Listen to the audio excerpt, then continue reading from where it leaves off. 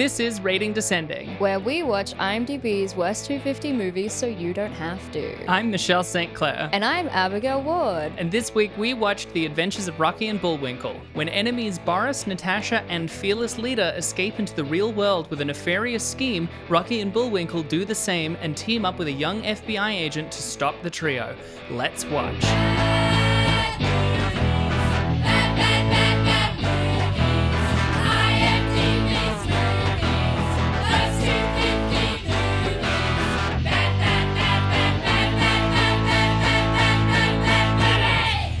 Wow, Prince George.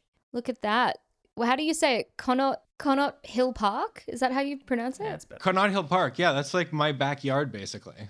Oh, Cool. my God. Does Yeah. it have good views? I bet it does. It's has like 360 of the whole city.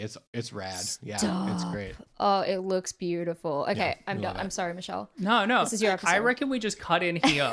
We just cut in like No at the beginning, explanation. like Connaught Hill Park. And then only now, when I'm getting metatextual about it, will we go, wait, a third voice? Who the fuck is that? Who's joining us? That's And crazy. you break the third wall because that's what the movie's about. It's not as if we queued up Julian at the end of the last episode, but hey, look, we have a special guest, Julian Legere. Hello.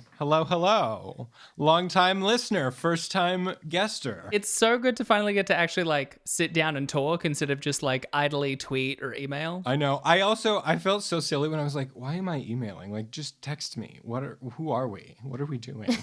Look, it was one of the more anxious emails I've ever read, but in that it felt very relatable because I usually don't reread my own emails, and that's why it was not beaten by those. Also, Yeah, I have no. to say, emails are basically the equivalent of writing a letter these days, you know? There's That's a bit more true. effort and energy put into It's it because you're doing true. the whole dear so-and-so and a sign-off and you're structuring it. There's a bit more effort, and for that reason, it feels a bit more special. So Yeah, and I would love Who to needs let to it be text? special, but instead it's just like, no, it's just all like newsletters from every place I've ever bought furniture from. And I'm like, what are we doing?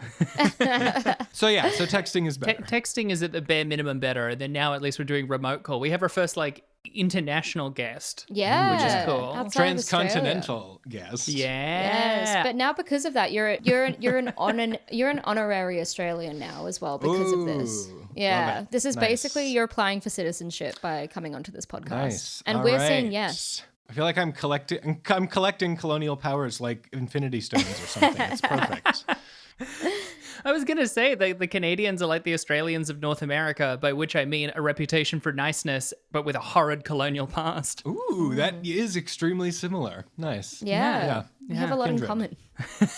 We have a lot in common. Not all of it's God. good. No, we have a lot of horrible sordid history in common. Very much the same. Yeah. But Julian, I know that you work a lot like as a playwright. You also mentioned you worked in film a lot. I mean, look, to ask a really broad question, talk about that. What's your deal? What's your deal, man? Who the fuck are you? Wow, okay, very aggressive. Living up to your reputation, I see. Oh, thank you.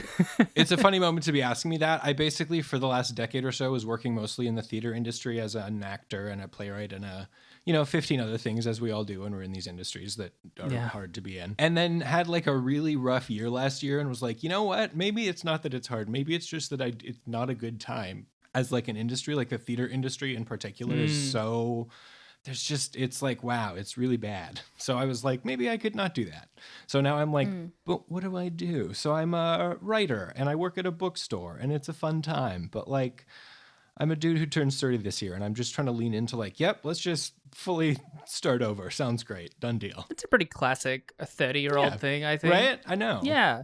People attribute that to like changing generations. My mum did that. When she was like 30, she was like, fuck it, and decided to be a graphic designer. And that was cool. And Hell then yeah. now she doesn't do that. And that's still cool. That's really that's both of those things are it's rad. My wife has this running joke about she's like just never imagined living to 30, so we've had this joke for years that she's gonna like tragically die just before her 30th birthday, which is now approaching, and so we're just making the joke way more. Sometimes you need like a good dark bit about self or partner death just to make it through. I always said Yeah. I'd be dead at 35 because that's when Marilyn Monroe died, and I'm basically like Marilyn Monroe.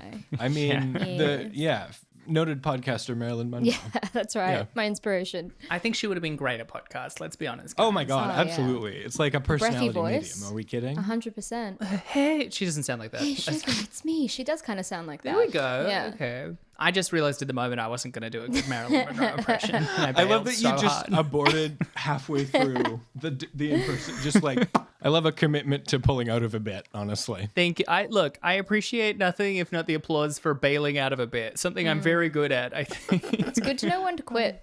So it's good to keep It's on my theme. 2023 moral.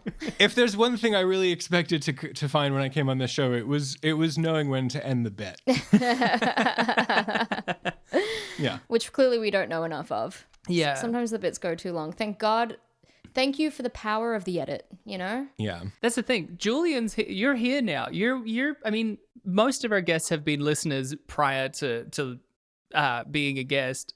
And so you're joining the illustrious club of people who see behind the veil and see just how much we really do fuck around while trying to actually do yeah. a cohesive podcast. Yeah. A It's lot funny. a lot is left on the editing floor. As we were sort of like finding each other and getting lined up to sync to do the call, I was going through like the notes and stuff I made, and I was like, oh, I was gonna like transfer these into the document, and I was starting to do it, and I was like, Julian, what are you doing? You're not presenting Yeah. a thesis. Let's be chill. That's always the problem we have on some of these because honestly, some of them, like when we've had to do like Highlander 2 or Ra 1, it's like we probably could do a 3-hour episode on this if we wanted. There's so much to talk about. And then we have episodes like Ouija and Devil's Due where it's like, Well, it literally, sucked. if I talk about this for 20 minutes, it's too long. Yeah. Yeah, you just kind of are like, yeah, it just nothing happened and it sucked, and that's like, yep, we got to stretch that. And you guys, you do a great job. You really do. Oh, yeah. Thank you. There's a lot of kind of filler in those episodes. Yeah. Where for once Michelle will indulge me going on a tangent because what else have we got to talk about? So what else are you gonna do? Yeah. My heart of hearts is like, if I don't let Abby do this, I have We to talk don't. about something and I don't have anything to talk about. Exactly. You're lucky you have me. But speaking of movies that have nothing happening in them, and the very opposite of that, which is also a recurring thing on this show. I mean, wow, fucking Julia leading us in with the fucking segue. Yeah, this week we did Adventures of Rocky and Bullwinkle. Fuck. Julian, I hear that you very specifically sought this film out, and I would love to know why. I did. So this was one of my favorite movies when I was a kid. I have a particular memory of, I guess I probably saw it on like free to air TV or something like that. And then I like went down to the video store like with my mom and was asking them about like, I know that you guys sell like the used movies that used to be rentals, and there's like a movie that's pretty new that I think would be there. And I kept asking for Rocky and Bullwinkle and they couldn't find it. And then finally we figured out that the title started with A, and we looked in the section and there were like 10 copies of the used VHS just sitting there. And I was like, yes. And I like vividly remember going and getting it and watching it constantly. And I like really had a great love for this movie as a kid, which I think we may learn over the course of this conversation. I may have blinded me to some things in rewatching it. So I'm curious to see if that prediction if you comes were true. that blinded, because this is the first time I ever watched it. I never got to see it as a kid. It totally flew over my head. And so watching it for the first time, it's such a fun movie. It's so much fun. I would have been obsessed with it if I was a kid and saw it. Even as an adult, I was like, this is a great time. Everyone is like acting their heart out. Robert De Niro coming in as the villain, didn't see it coming. Jason Alexander is fantastic. Yeah, they're so good. And some of the jokes are genuinely funny. I like that it's like, it's obviously like, it's a very meta kind of film, which sometimes can be really overdone. But in this case, it's really good fun. I really liked it. It was really, okay. I'm glad to hear that. No, you're not alone in this. Because I had such a good time, and my other friend of the show, listener of the show, one of my best friends, Sheila, also was watching it with me, and she just was so like, I swear I'm watching this movie, I have no idea what's happening, and was like overwhelmed. And I was like, that is probably fair. It is kind of a lot. It's a lot. Look, this movie is part of the large club of movies on this list that I watched as a kid. But nice. I did not watch it as many times. I was a much bigger fan as a kid of the other like Jay Ward adaptation, Dudley Do-Right, which is a worse movie. And as I think I mentioned last week, boy, that movie has a bigger problem with Native Americans than I remembered. But this doesn't. And so that gets at points in my book. But I think this is going to be like, is this going to be like your guys' urban legends? Because I didn't care for this movie. Really? What? You didn't? Look, I've been a little burnt out and overworked, and that may have like influenced my opinion. But it's okay. I I was did not that to having a good Taxi. time. I did that to Taxi. Where I was just in a bad Amazing. mood, and I took it out on Taxi. So sometimes, That's so funny. maybe all I'm saying is maybe you are wrong because it was a good time. It was a good time. It's funny. I've been wrong before. I imagine so many combinations of like what you both would think of it. Like having listened to the show, it's like I sort of a little bit. I'm like I kind of know like what you both tend to like and not like, at least in terms of like tolerability. And I'm like, this combo of like Abby also likes it and Michelle is decidedly anti. Did not see that one. Did not see that one coming. I will say. Yeah. This is unexpected. Yeah. I love it. Well, I'm excited. I'm actually shocked that she doesn't like it. I really thought we would all agree across the board that it's a fun movie. Like you were the question mark for me, Abby, the whole time. I was like, I feel like Abby could go either way. Abby could really find this so annoying. I mean, look, that's good phrasing though, because that is honestly why I didn't care for the movie. Is I thought it was annoying. I found it tedious. What? It is. I feel like I should have liked it more, but I don't know. Maybe, look, guys, let's all watch it again right now. I had a good time with it, genuinely. I can't believe Well, you. look, let's get into the key details, and so that we can do like the overview and everything, and then we can talk about our apparently dramatically contrasting opinions of it. Let's do it. All right, let me get into some key details, but kind of before I do want to mention to both the listeners and to Abby, I made a mistake in that when You making a mistake? Come on, man. That's my thing. What the fuck? Wow. That's my shtick. Wow. I know true. my faults, I'm self-aware. Look, this is a very Michelle mistake in that when Julian was asking about like what kind of stuff he needed to prepare, I sent him my template, which I forgot, of course, has like all of the things that we need to have as a host. And so Julian fully prepared to like host the episode essentially. But here's the thing. That was my plan, like from the beginning before I originally emailed you. It was like, I want to like do this episode. Which means that now, since I only found that out after also doing my own notes, now this is going to have to be, I assume, a competition between Julian and I. Yeah. Okay, so why don't you both talk at me at the exact same time? No, we're not doing I'll that. just pick who to listen to. It's the worst audio bit.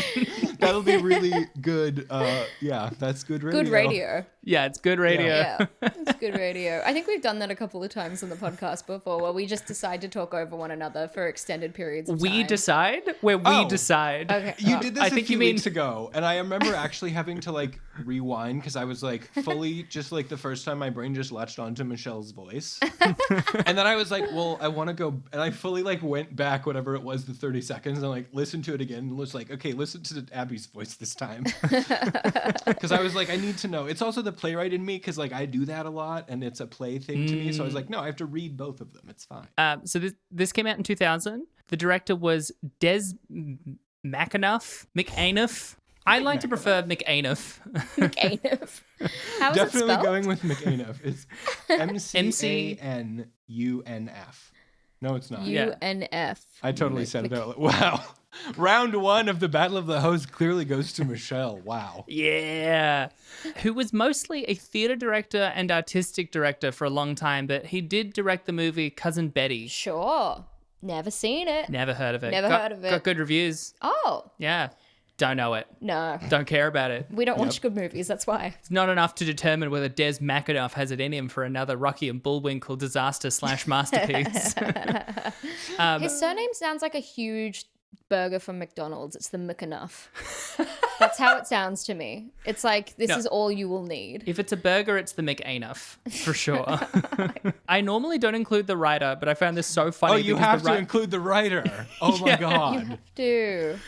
Because the writer was Kenneth Lonergan, who wrote Gangs of New York and Manchester by the Sea. What? Yeah.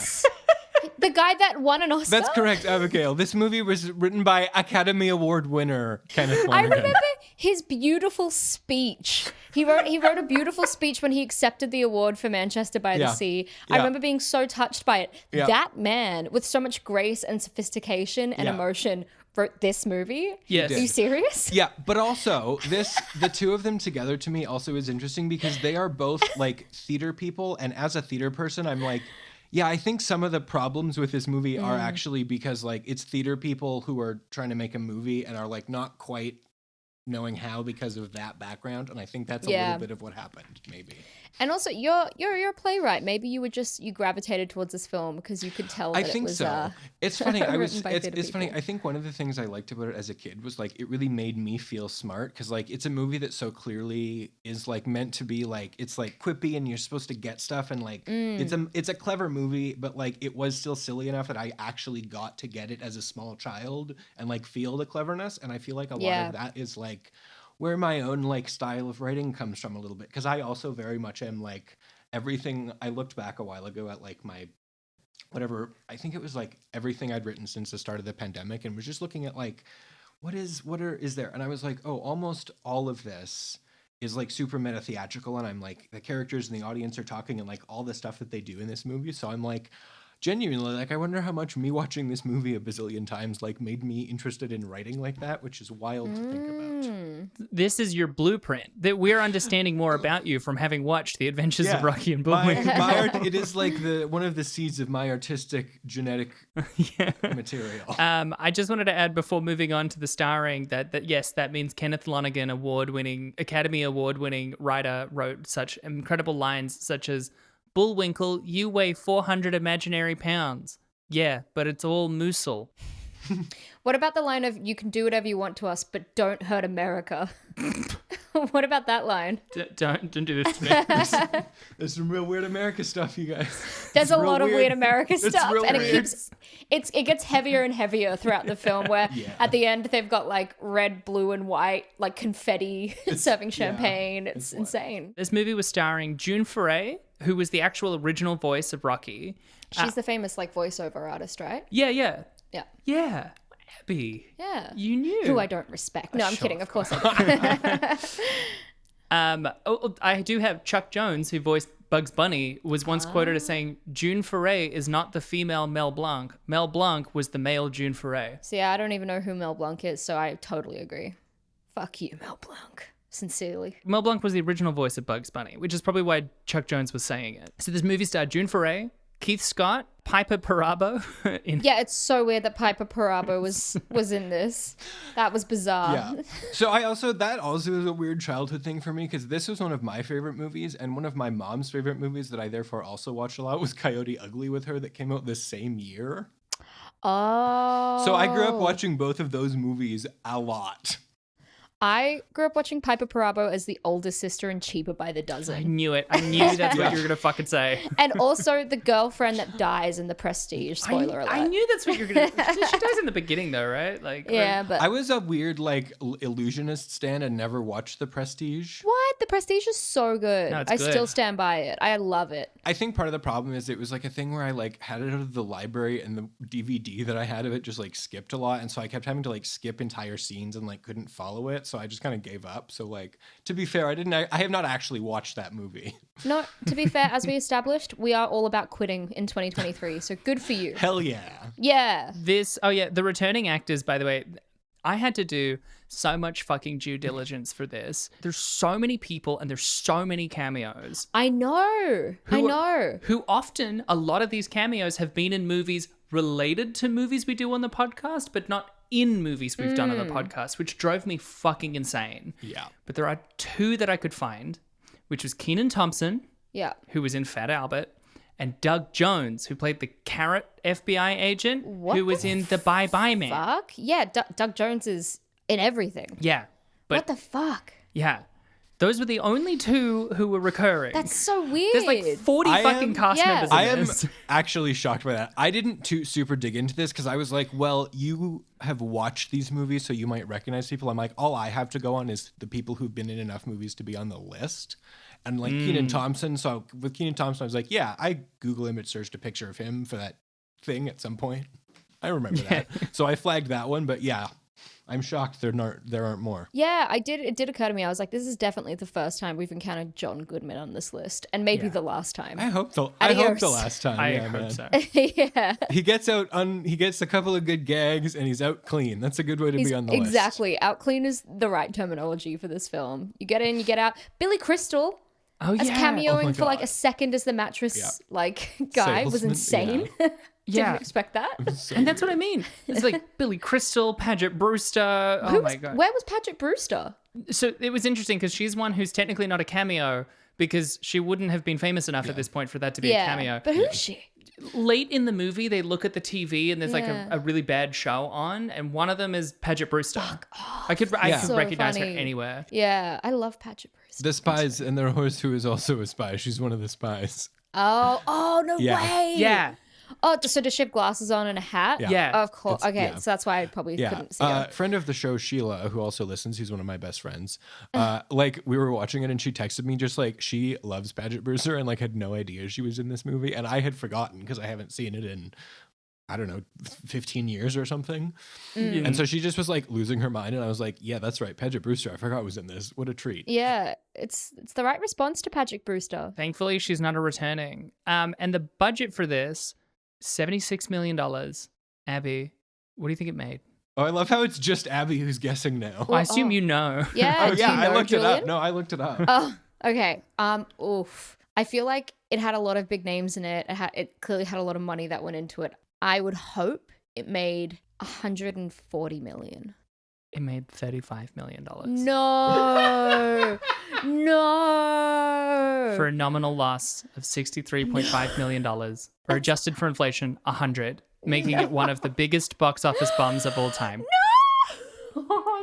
I am genuinely so proud to know that like my whatever like 3 cents worth of my used VHS probably went to this movie, and I'm like, I hope so. I hope my 3 cents were counted in that. I hope. I pray.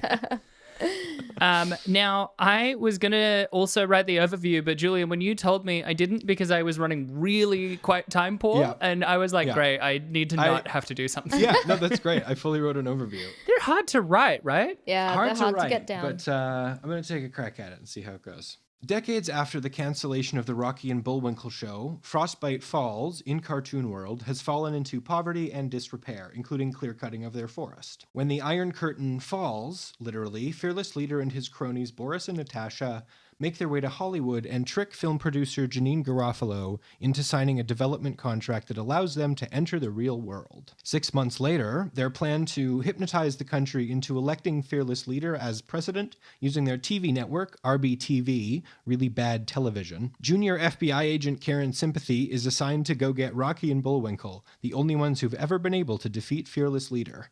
I'm now listening to how long this is. I'm not even halfway through yet. After pulling them into the real world using postmodern cinema magic, they embark on a road trip to New York to stop the evil plot. On their way, they face Boris and Natasha's cartoon antics. Agent Sympathy ends up in jail, and Rocky and Bullwinkle are lured to a university by Boris and Natasha. Yeah, that's a really weird little moment in the film. I just now for the first time heard how utterly deranged that is as a plot that happens in this movie. Maybe Michelle's right. Maybe Michelle is right. Maybe it is a bad film. Yeah, guys. Yeah. Guys, it's on this list and it's not low.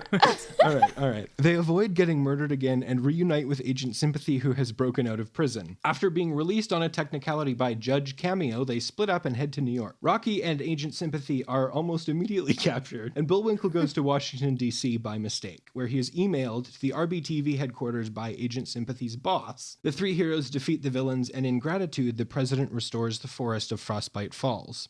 Agent Sympathy reunites with the prison guard she tricked into helping her escape. And they learn an important lesson about not neglecting their inner child.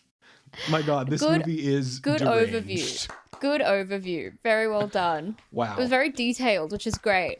Very good. Very good. Also, Karen Sympathy is such a great name. Like, I think it's such a fun protagonist name. I feel like I'm missing the pun. It's not a pun. I think it's just it sounds like a cartoon name, isn't it? It's so good. Like it sounds... Yeah, it's a good name. She also, Piper Perabo, and like, I will fight you to the hilt on this if you disagree, Michelle, but like, she like every second of this, she's absolutely flawless and doing exactly what like this movie needs her to do. And like, It's perfect. It's a perfect performance. I do think everyone's giving it. I do think everyone's giving it. Like as much as I would say, like it's not. I don't feel like she's like. There's a couple of lines I think she flubbed a little bit. Like in that, I think there's like a couple of lines I don't believe. But everyone's just given all of everything they got to this film. Jason Alexander goes above and beyond. Look, I understand the argument. Michelle looks pained. Both of you are fully unhinged. Piper Perabo in this movie has clearly been like swapped body snatcher style. She is now a Borg person. She is someone who is learning how to puppet her human body for the first time and speak. She has no sense of humanity or cartoonery. What are you talking about? It's maybe one of the worst performances I've seen on this list. I did not expect me and Julian to have to side against you on this episode. This is the thing. This actually maybe proves I have a theory about this movie. I think this movie is like the cinematic equivalent of The Dress. Do you remember The Dress? With the weird people saw it as different colors. The blue and black or the white and gold dress. Yes. I feel like that's this movie because when you look at, and you'll see this when we get into reviews and like critics and all of that, but like it really feels like this movie that like a lot of people like, let's just like it landed exactly the way it was meant to and we loved it. And a lot of people were just like, what is this unbelievable fucking nonsense? Like, what are you talking about? And I'm like, it feels like it really hit hard, equally hard both ways. And I'm fascinated by that as like, in terms of the way that like this list as a macro study of bad movies, I'm like, that's an interesting one that is sort of like, feels like it's where it is because it really did land like very sincerely with people as a lot of ones and a lot of tens. Yeah, very divisive. That's why I was right comparing it to Urban Legends, which I could not understand why you didn't like it, Abby. Was so good. That one is one of the only ones that I have on my list of like ones that one of you genuinely recommended that I haven't watched yet. So like I'm looking forward to it. And I still don't understand why you got so behind it. I will be furious if Abby is right. I'm going to be so mad. But yeah, maybe we have more in common than you think, Julian. I feel like also Michelle couldn't get how much I loved Legend of Hercules, but it was just because he was like fucking whipping blocks of stone around on chains. And it was sick. Like, yeah, man, those dudes are buff as hell. I rewatched 300 recently and I was just like, yeah, I'm fully just watching this to stare at these abs. It's fine. It's just, don't worry about Claude and I, my husband and I also like watched 300 recently, and we did it because of Legend of Hercules because we were like, that was sick. And so we watched 300, and then Claude was like, this is genuinely terrible. And I was like, yeah, I don't know why I thought it was good. Of course he was like, this is one of the worst films I've ever seen. He was like, I don't know why I thought it was good. It's just fun to look at for 90 minutes. Like, it's so stylized. It had a real cultural moment, but it didn't mean it was a good film. And I think Claude genuinely thought it was going to be good. Look, where I will be on your side is because I was willing to bat for this movie at the beginning. The opening cartoon, I was like, that is just like the cartoon, you know? That's great. And then the scene of the villains actually like signing the contract with Janine Garofalo and then getting like yanked out of the TV and they're like, "What?" She's like, "Why did you come?" And they're like, "We're attached to the project." I was like, "This is pretty good. This is pretty fun." It's a good joke. It's a good gag. Steep downhill from there. What? Steep downhill. Maybe from your there. mood just declined. So basically, it peaked with Janine Garofalo, which like that's fair. Maybe you were just having a bad day and you were lashing out on the film. Maybe. Yeah, keep those emotions in check, girl. My brain is fucking mush, man. I got a fucking job. Hey, Michelle, maybe if you just listen to the little tiny child in your eyeball who was trying to get you to just enjoy something, then maybe you would have enjoyed this movie more. You gotta listen to that little kid in there. It's important. It's like you didn't enjoy the really on the nose emotional plot line about listening to your inner child. You're telling me, man? Yeah. I'm the one who always goes to bat for the cartoon shit, all right? You're telling me that, all right? Listen, to lift the veil for the listeners more than anything, we are, for a variety of reasons, recording 6 episodes in 2.5 weeks. My brain is fucking fried, man. I can't do it anymore. It's been a lot of bad films backed up. I love how close you both are to the end of your rope, and it's like, what are we like? How far into this even are we? You're past halfway now, right? I remember there was a halfway episode at some point, right? No, we're close to halfway. I don't think we're halfway yet. You're still not even. Oh God. No. Oh God, I'm so like worried about. I feel like I'm now. You're not just like the host. Now you're like these people I know, and I genuinely am like, oh, I'm worried about you doing this. For that long. Like are you okay? Like, how are you okay? How are you doing? I'm so glad you took a break. It sounds terrible. Yeah, I feel like last year, like even in 2021, we were like, wow, we're at the end of our tether, and then somehow the tether stopped, but we had to continue. We were just free falling for a while. Like the tether's gone. Here we are, like floating through loose space, and then at one point. point, because we had to take a break, we just finally hit the ground. And then we had to slowly crawl our way out of this long fucking hellhole. Yeah. And we're doing a bit better, but we're on another tether now. I really feel like I'm having this experience of like, the thing in, oh God, this is such an embarrassing reference, but I'm so proud of it. The thing in The Phantom Menace where there's always a bigger fish. Where the just giant, huge fish comes out and eats the like seemingly giant fish. That's how I feel with like burnout right now. Is I'm like, I've been burnt out before. Like I'm an independent theater artist. I know what burnout is like. And then it's like at the end of last year, it was like, oh, this is like this giant burnout that like swallowed my other burnout as a snack. And I'm like, oh, okay, that's what we're doing. Yeah. Okay, cool. It really is like that. Horrible. Yeah. I think that's going to be the case for us when we get to the halfway point, which we're going to reach end of April. So still a few months. And we're going to go, great, we're halfway. It's all easy. And then it's like, oh, but it gets statistically worse. It literally just keeps getting worse. That was the premise. It's but meant what to we get just harder. did, but then they're worse. Yeah. But I think that the theory to hold on to, is that as they get worse, they will also get more enjoyable. I hope so. I hope so. God, I hope so. You gotta hope so. We gotta talk about some of this actual movie, though. Oh my God, we gotta get into it. Okay. I will say one of the most upsetting parts of this movie is the bit, because there's the joke that comes back again later where Piper Perabo talks about her inner child, and then it zooms into her eye, and then we see the inner child. But what made me so terrified was that the inner child screams, "I exist! I do exist! Let me out!" Which is existentially horrifying. Does it say "let me out"? Yes. Yeah. It's really quite frightening. Yeah. This for me is also a perfect example of something I'm like, if you were to stage that in a play and have like a child actor just like on the other side of the stage, and you get some like abstract lighting, and you have like the inner child as a character who exists, that's good shit. Like that really works. It just doesn't. In a movie, you're right. It's like terrifying because it's like you have to imagine it's literal, and it makes no sense. And I do get like I feel like this see. film, just because it's like meant to be like a take on a cartoon, which everything is meant to be on the nose. Yeah. And by the way, I just don't. Again, we're in a string of things that were once a cartoon are now like a live action movie, and you very quickly realize that live action just does not work when it was a cartoon. Like it was a cartoon for a reason, and there's a lot of effects that you just cannot replicate in live action that are actually fun.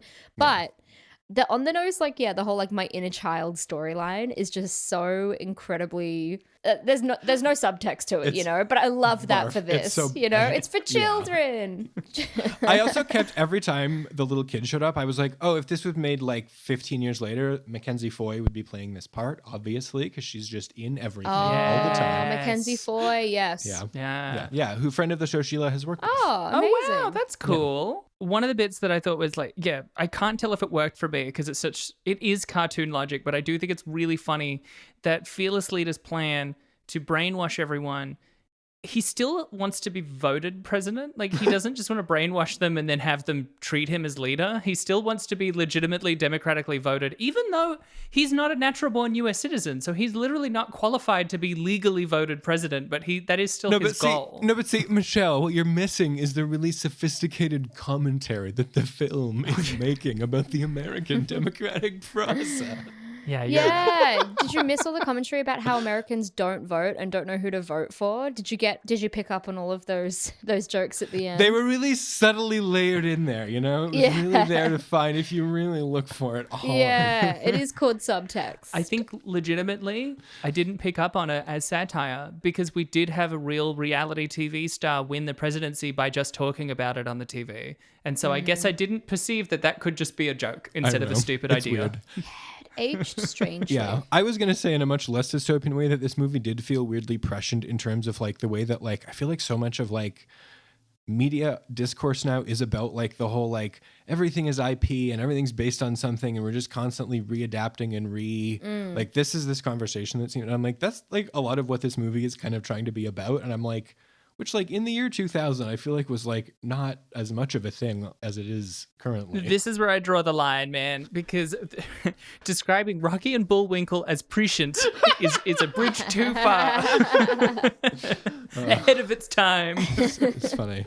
I'm still trying to decide if I want to die on the hill or not, so I'm just like, no, I'm open to it. Michelle might convince me. This movie might be a nightmare. I feel like I end up dying on some irrelevant hill every episode of this podcast. So join the club. No, it's it's okay. If once I make the decision, I will fight hard for the hill. As I'm reading through everything I've written, I'm like, oh yeah, this might not be great the way I thought it was because I had nostalgia. So I'm just like reserving judgment, which I guess is the point of the show anyway. So there you go. It is. Because there's a lot of like puns in it. And I can't reward the movie too heavily because it's got in particular the like shop names that are all very sexual, like Pump Her Up and Beefy Buns. And That's so good. There's a lot of room hotel, but one of them is just called Boob Mart. That is so good. No. What's the issue? Kenneth Lonergan. That is so funny. It's a That's the good funniest joke, thing Michelle. I have heard in ages. Kenneth Lonergan went home for lunch and then just didn't come back into the office. All right. That's so good. Boob Mart, I don't know what your complaint is, Michelle. Yeah, you know what? You're right. Boob Mart is a pretty clever pun. Hey, it's not clever, but it is funny. Come on. Yeah, all right. I'll give it to you. Boob Mart gets a pass, all right? It's divisive at the very least. Much like the film.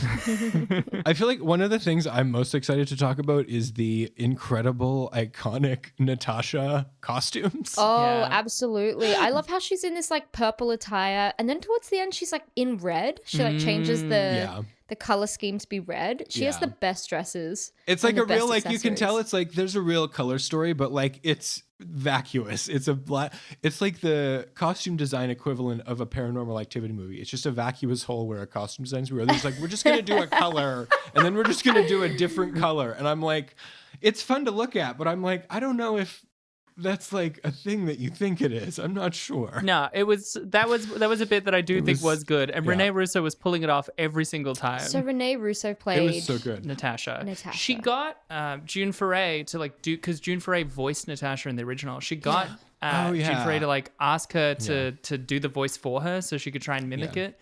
Which is cool. Yeah. And then weirdly, this movie got nominated for a bunch of worst of awards, and then only Renee Russo was nominated for most of them. Oh, what the fuck? So weird. She wasn't as good as Jason Alexander, I will say. It's hard to be next to him. Yeah, and specifically, and again, what I'd heard is that they had that interaction. I'd read references when I was doing the research of like that they did a table read of this movie, which again to me speaks to like this is being made by theater people. But also, imagine a table read of this movie. That sounds like a deranged idea. Like, what? What? Like, why would you do a table read of this movie that, like, is so, like, what? It's nonsense on the page because that's the nature of it. Like, what is... Piper Parabo must have just been at that table and eventually gave a big sigh, and she was like, you can do what you want to us, but don't hurt America. Like, oh my God.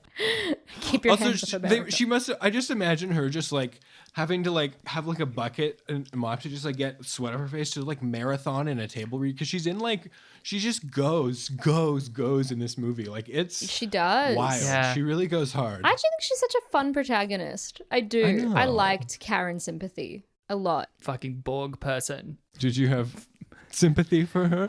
No, I had no sympathy for her. All right, you will not to your inner child at the moment? Did you learn anything from this film? My inner child was screaming, "Don't let her out! Put her away! Lock her up! Lock her up!" This is becoming an anti-Clinton moment. But actually, speaking of like carceral feminism, I will feel like on the note of Karen's sympathy, it is worth mentioning. I have a note, one of my favorites, that just says, "Once again, Karen's sympathy relies on blatant corruption of the criminal justice system," which is a recurring theme in the movie, which is just I find fascinating. This movie makes a lot of decisions. Are a lot of them good ones? No, but they're decisions. I will say. Decisions.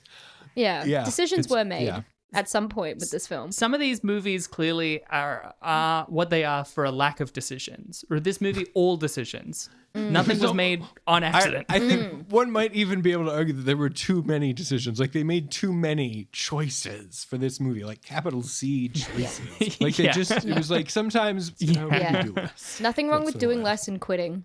I'm compounding again on these personal ethics and morals that I'm bringing into the new year. The theme for 2023. Look, part of me wants to go into the trivia, but I want to get in at least one more thing and give you guys the opportunity to do the same.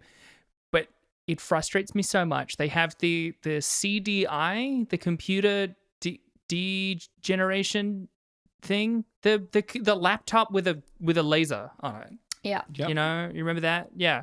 The laptop with a laser on it. When they preview it, which they do by bringing out what clearly looks like one of the weasels from Roger Rabbit, put him in front of a target, and then we all watch as he gets like fucking blasted to, it looks like to his death. And then the scientist who is a child? Am I misremembering that? They look like a teen. Maybe they're just young. No, I think actual child. I don't know why. I have no answers for you. I'm sorry. Cool. She explains that the cartoon is not dead. They have been sent somewhere in the internet. Yeah. And I hate what that means. And then he comes back later and he's just like fine. I think he's like surfing on the internet. Right. It's crazy. But like in the same way that Bullwinkle is, and Bullwinkle then just like gets printed. So I'm like, so wait, so like they're just fine. They're just in the internet, but they can get printed again. Like it's just there's no consequence. Again, it's a cartoon. There's no consequences, but like it just doesn't hang together. But who cares? I love the internet sequence when he's like riding through the internet, like riding a little. Like, is it like a big white strip of paper underneath him? Yeah. I was like, this is a great sequence. It was fun. All right? It was fun. Very fun. I get it. Yes. Do you concede it was fun? Not the movie as a whole. That sequence was fun. I think that's the thing about this movie, though, is it's like when you zoom into like the micro level, like a lot of the like the jokes and the bits and the gags and the like cameos and stuff like really like work and are funny and like are pulling together a bunch of threads of references and are like well constructed. But then as soon as you zoom out, it's just kind of like it's like it just doesn't like hang together as a again the sort of threshold you come back to on this show of like it just doesn't, maybe it's not quite a movie. Like it's fun to watch, but it's maybe not actually quite a movie. Also, how have we not talked about Robert De Niro yet? Oh my playing God. What's the name, what leader again? Fearless Leader. Fearless leader. Yeah. Even like the bit where they're like referencing the taxi driver scene. And he's being like, you looking at me? Because I think you're looking at me. I'm like, this is hammy and stupid, but I'm living for it. I actually am. And I feel like Robert De Niro probably hates himself in that moment as well, being like, who have I become? But I just felt like he was also having a good time. A good time. No. She's raining on my parade. No, from what I found, just you wait, Evie. Just you wait. Oh, no. In fact, on that note, do you want to hear some trivia? Yeah. I, Julian, want to do 2 pieces of trivia specifically, and then I'll let you take it. And then if mine are still left, I'll do those too. Robert De Niro said in an interview that he only did this film purely for the money. Jason Alexander admitted to doing the movie strictly for the money. Yeah, well, that makes sense. I just love that there's 2 different people They're also writing it. I think my favorite part, though, is those were separated by exactly one other piece of trivia when I looked it up in IMDb. So, like, you read about Robert De Niro and then some other nonsense, like some random bullshit. And then, Jason Alexander, too. Yeah. Nice. I think that's why they're giving it so hard, is that they have nothing left to lose. So, like, well, my dignity's out the door, so let's just do it. Let's bring it. You know what I almost think it is? It's this could have been, I have this theory about these kind of movies. There's this genre of movie I love. It's not really a genre, but it's like usually kind of a silly comedy with a bunch of really, really great talented people who like could have phoned it in and all of them choose not to. And it just is amazing. And I think of Clue and I think of the Addams Family, the 2 like OG cast movies, and like these movies that just are like, they could have like, how is this so good? And I feel like this movie almost was aiming for that, but just like kind of biffed it on the landing a little bit. You know? It doesn't help that Rocky and Bullwinkle look like strange clay people from hell. It's so great, yeah. Here's one of my favorites. Joe Pesci and Cher turned down the roles of Boris and Natasha. Oh, they would have been so good. Fucking Dream iconic. team. Holy shit. Yeah. Cher as Natasha. I'm Speaking losing my mind. Speaking of alternative casting, one of the ones I found was this film was originally in pre-production since 1992 with Danny DeVito and Meryl Streep set to play Boris and Natasha. Yeah. Oh, I could also see that. That's fantastic. Yeah, it would have been good. I fucking love them. Been good. That'd be amazing. I think if that was the version, then I think it would still be on this list, but I think I would be with you guys that it was pretty good. I loved this one. When Rocky and Bullwinkle arrived at What's the Matter You, Kenan Thompson and Kel Mitchell's characters mention how the university has been live action since 1964, once Rocky and his friends went into reruns. Kenan then turns to Kel and jokes, "That'll never happen to us, right?" To which Kel responds, "Right," as they wink at each other. Ironically, their show, Kenan and Kel, on Nick, had just ended a month before the film's release and went into reruns shortly after. Yeah, fuck. Literally, they made the joke and then it got cancelled. I feel like they made the joke knowing that they'd probably end up getting cancelled, to be fair. Speaking of Keenan and Kel, was I imagining that those two characters were like coded extremely gay for each other in this movie? Do you reckon? Maybe. I think they had a bromance. But there was something about, when they gave Rocky, or I guess when they gave Bullwinkle the car, they had this whole speech about they're like, we thought the car was kind of on the rocks, and then we took the car out for a spin, and then we like remembered why we loved the car, and I'm just like, wait, are these guys talking about like going and like moving to Vermont with their sweater vests and getting married? Let's do it. Let's go see that movie. That sounds rad. I'm all for it. Let's make this. You know what? Rocky and Bullwinkle. It's for us queers. It's queer cinema. It's ours now. I've decided. Yeah. Consider it claimed. It's ours now. Yeah, it's ours now. It's a camp classic, obviously. Yeah, obviously. Do you guys want to hear some reviews? Oh yeah. Reviews. I'm so curious what reviews you pulled. I found like I found the reviews fascinating. Me too. Yeah. The reviews really were interesting, but this movie had 43% on Rotten Tomatoes. We're still pretty high. Yeah. Weirdly high. Yeah. We're still in the 4.1s on IMDb. Mm-hmm. Which I feel like it is weird that those are aligned too. Yeah. This is one of the few times that they're like you similar. guys always comment on that like 41, 4.1, 43, like that's basically the same rating, which is like rare. It's interesting. Yeah.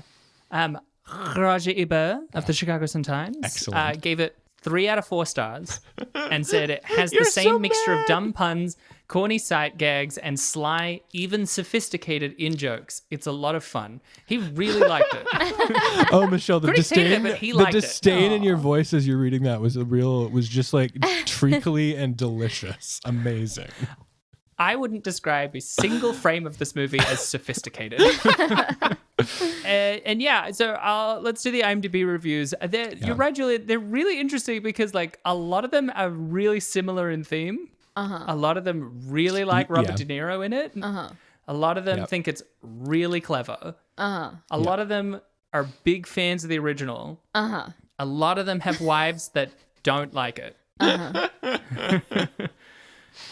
A lot of them are positive. Here's one of them. No, keep listing. No, keep going. I can't think of more. I'm sorry. Okay. I'm sorry, man. I'm out. Here's one titled Better Than I Thought by Puago. And it is, I guess you either get it or you don't. Chandra and I both really enjoyed this. It was fun. Chandra? No idea. It was funny, but didn't take itself too seriously. As a result, we smiled and laughed all the way through it. It's a fitting tribute to the camp cartoons of the early 60s, and the actors did a great job in their respective roles. 10 out of 10. Julian, did you have one? I have lost mine all of a sudden. So if you have another one. Well. Go for it. Another Michelle point, takes the another lead. Point to Michelle. Seems like my ding, ding. Oh, job here we of go. host Okay. is not so... okay. I have found my reviews. Damn it. Yes. All right. So this one is by Andy R. Hans. It's titled Underrated Masterpiece. Oh, yeah. Strong words. Just kidding, of course. I am also the only single remaining person who remembers this film. Why do I remember it, you may ask? Because back in the 90s, you had to connect to the internet with a dial-up modem, and this prevented the entire phone line inside your home from being used. This was also before people had cell phones, so the phone in your home was especially important. So to make a long story short, I was cyber chatting with a bunch of hot ladies, and nobody was able to call my home. This has absolutely nothing to do with the film, though. Maybe I just like chatting on the internet. 10 out of 10. That's so good. All right, 10 points to Julian. Yeah. I was going to save that for last, but I was like, I got to rescue it. I got to do a Hail Mary. I got to read this absolute deranged nonsense. All points back, fully back in the lead, Julian Legere. That one's really good. I've got a second one. This is titled Incredible Movie by M. Blair. This is one incredible movie. I remember the bad press it got from the critics, and I see some rather disturbing reviews of the film here, and all I have to ask is, did you people see this film? The one-liners are great. Celebrities are above the law. Look at how well they drew that girl. Let's go to a commercial. This live action mixed with the cartooning is near flawless and not overdone, and the film pokes fun at itself endlessly. Robert De Niro gets to act instead of playing a pun of himself. This captured what the spirit of the show had and all the comics since, and then some.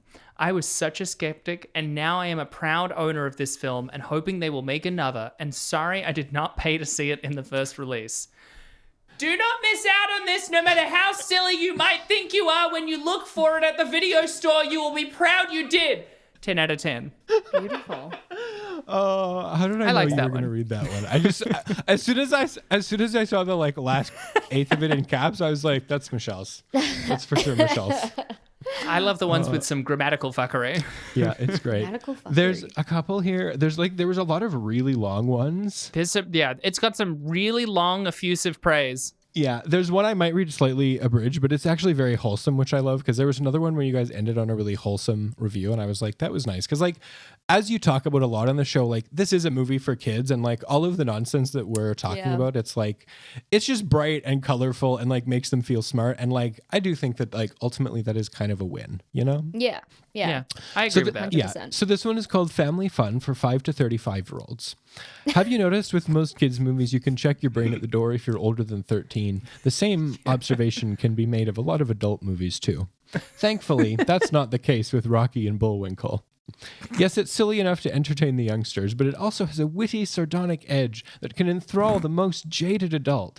And A-list cast with cameos by old guard faves like Carl Reiner and Jonathan Winters, and copious use of the 1970s Supertramp single Dreamer. What more do you need? And then I'm skipping like 4 large paragraphs and ending with... My 5-year-old insisted that we give this movie a 10. I would have been more comfortable with an 8, but either way, we're toward the top end of the scale. No, it's not going to sweep the Oscars or replace any of the top 100 AFI films, but you can slip away from the world for an enjoyable 100 minutes. Isn't that why we go to the movies in the first place? Oh, that's so nice. I dare you to give it a low rating now, Michelle.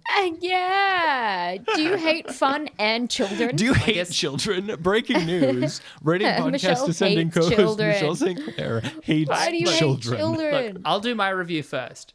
I hate children. And I hate fun. We're just reviewing children? Is that what we're doing? Okay, cool. Yeah. What's happened to you and I, Abby? You hate children. I'm the one who wants kids. What's going on? I don't know. I'm just salvaging my reputation this episode. Fascinating. Have you guys done a body swap or something? It really kind of feels like maybe you've done a body swap and like nobody's been courageous enough to ask. Yeah, I'm actually oh my just God, shocked. it's true. I was captivated by how fun this film was, and I'm actually shocked Michelle is, for once in her life, the Grinch. That's like, so cynical. Coming in and shitting on it. Look, hey, I didn't hate it. You said it was annoying. It was annoying. Yeah. Okay. Yeah, I did say that. Because it's I true. actually like that is fair. That's a fair critique. It is a little annoying, especially as a grown woman. I did like it as a kid though. Right? Okay. So for its core demographic, I guess it's doing something good. I think children would get more out of other movies, but we don't always have access to other movies. So, you know. Sometimes all we have is the big stacks in the used section at the video store, okay? Yeah, we can't develop our cinematic taste any other way. This is pre-streaming. Right. Young people listening to this, pre-streaming. Come on. Yeah. It's a world. It's a whole world of difference, all right? And unlike some of the other kids' movies on this list, it wasn't racist, and that's pretty cool. So, I have some thoughts on that, actually. I'm not sure that's entirely true. It was less racist. So Michelle, who hates children and loves racism, is that what we're getting out of this now? Come on. Wow, your true colors are really coming out. At bare minimum, it paints a pretty poor portrayal of Eastern Europeans. It's real. It's rough. It's extremely rough. All right, I'm going to give it I'll be generous. I'm going to give it a 5. Whoa. Oh, wow. All right. That's so much higher than I thought. That's higher than I thought as well. Yeah, I'm going to give it a 5. Whoa. Yeah? You happy now? Yeah. Take your fucking pound of flesh, man. Yeah, I'm taking my 30 pieces of silver, bitch. Yeah. I'm out the door. Here you go. Take it. I'm already compromised and ruined forever. Abby just starts cutting her hair, singing I Dreamed a Dream into the mic. If I may be cursed, I will at least take you with me. Abby, what is your review? Oh, my review? I had a great time with it. If I was a kid, like if I saw it as a kid, Julian, I would have been exactly the same as you. I would have thought it was so funny and that I was smart for getting the jokes. And I really like Piper Perabo as a character. So I feel like as a young girl, I would have really liked and related to her. So look, I think that for what it is, it did do the job. And I actually don't think, genuinely, I just don't think it really deserved to be on this list. I actually stand by that. I think it had its heart in too good a place, and there are a few too many good jokes for it to really be in this list, I think. Controversial opinion, perhaps. I'm going to give it 5.5 out of 10. I actually really liked it. I wish the audience could see how much Abby kept like lifting her hand in defense at me as if I was saying anything. Yeah. Like, yeah, I'm on edge. No, please don't. Please, sir, don't.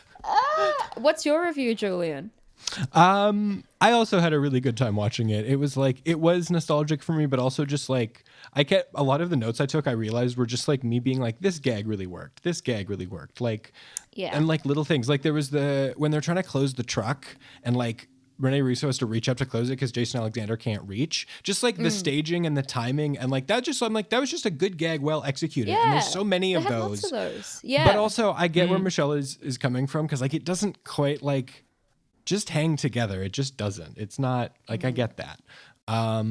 That said, the hill I will die on is Piper Perabo is a delight in this movie and like is the reason that it's as high as I think it is. So like I'm gonna show my taste as like a guest host whose sense is totally skewed from everything, and I'm gonna give it a 7 out of 10. Whoa! Joining the very rare and illustrious club of guests who vote higher than us. Yeah. Yeah, 7 out of 10. I think it's good. I think it like, yeah, it doesn't quite work, but like it sticks the landing enough to it doesn't quite stick the landing, but it like lands at least, I think. Yeah. Okay. Yeah. All right.